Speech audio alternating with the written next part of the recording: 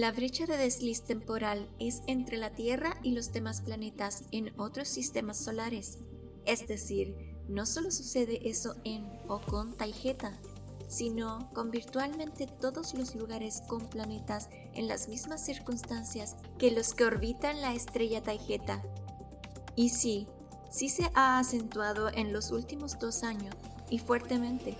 Es decir, la brecha ha aumentado enormemente desde el 2020 y ha empeorado en el 2021.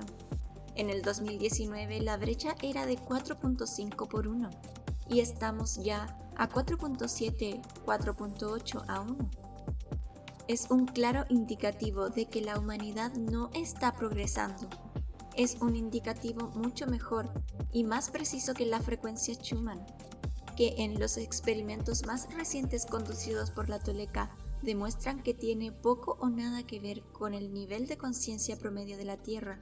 Es decir, el que suba la resonancia Schumann no significa absolutamente nada. Antes se pensaba que demostraba el colectivo y muchos aún siguen sosteniendo eso, ya que en meditaciones colectivas sí ha habido un pico extramedible. Sin embargo, creemos que es algo temporal y que regresa a su estado habitual después de la meditación, ya que la misma gente que participó en esta regresa a su estado habitual de vivir en miedo y en determinismo.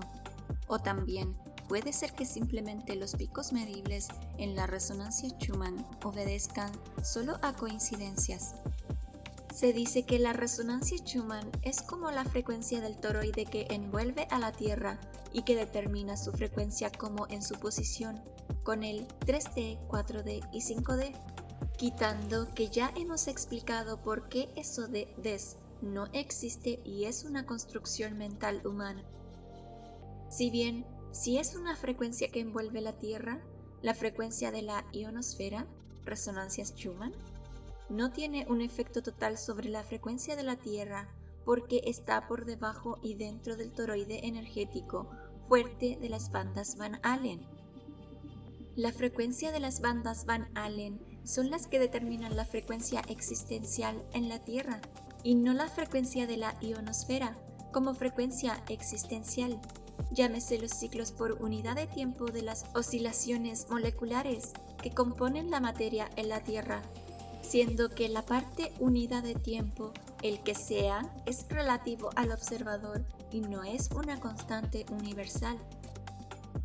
Las bandas Van Allen son la existencia o frecuencia base de la mal llamada 3D terrestre.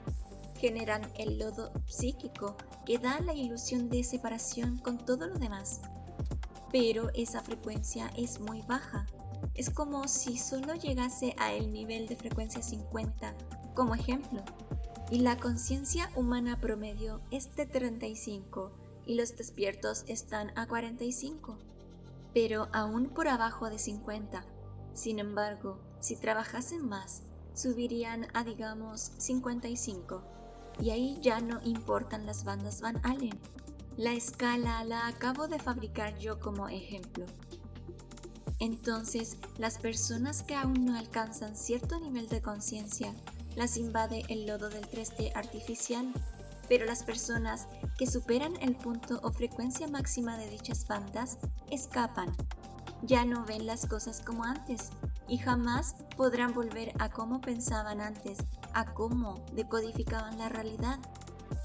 Entonces, aunque estén las bandas Van Allen ahí molestando, la gente tiene la capacidad de trascenderlas. Entonces, no importan realmente.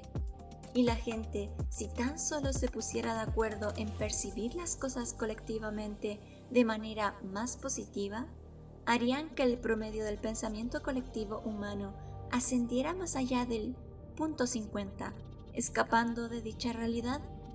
No es como que los humanos estén en 35 puntos y los despiertos estuvieran en 45 cuando las bandas Van Allen están a 500, como en inalcanzables. Ese lodo del 3D artificial es muy superficial, solo se confunden y se pierden aquellos que no entienden que lo único que deben hacer para ver la realidad como es sacar la cabeza del agua lodosa.